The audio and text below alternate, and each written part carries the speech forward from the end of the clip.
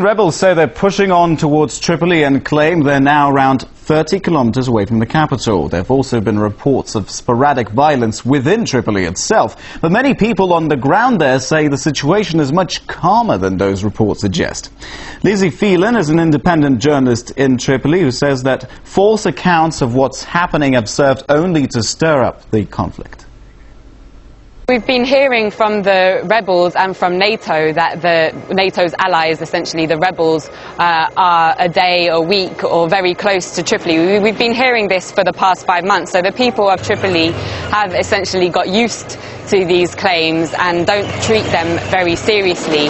We've been hearing that Zawiya is under control, that Brega is under control, but the reality is that what is happening in these areas is that they're coming under intense NATO bombardment and leaving the Libyan army and the volunteers, essentially the armed tribes and armed people in Libya, to move out of the area temporarily while the airstrikes are taking place. Last night there was some incidents in parts of Tripoli which were then seemed to have been quite rapidly dealt with by the people here and by the Libyan government. So then people started to come out into the streets to rally in support of their leader, essentially.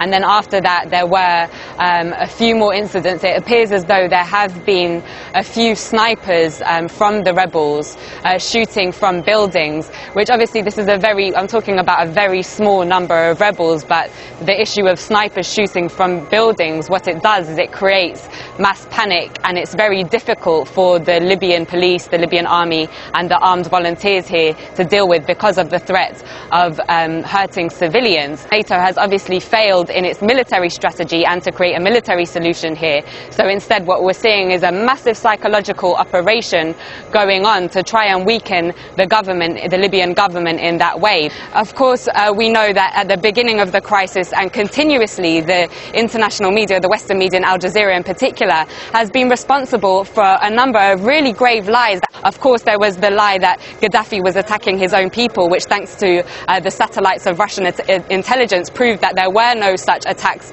from the air that took place. We heard the lie that the Libyan government was hiring mercenaries from African countries, that has led to the mass lynching of black people in areas like Benghazi and Misrata and other places. That was also proved to be a lie by human rights organizations. We've heard the lie that there was an imminent massacre about to take place in Benghazi, and also that there was already thousands that have been killed by the Libyan government in Benghazi, but we have yet to see the mass graves, we have yet to see the footage, we have yet to see the evidence of this. Most recently there was, of course, the claims in the international media that somehow the civilian deaths, the massacre that took place in Zlitan, wasn't quite on the scale that the Libyan people and government was claiming. I went to Zlitan myself, I went to the burial, I saw the evidence of the massacre of children and other civilians. So it's quite understandable that a few journalists here may be receiving the pleas of the Libyan government to just do their job, essentially, and report what is happening on the ground here, because thus far they have proven incapable of doing so, and they are largely responsible for the crisis in this country.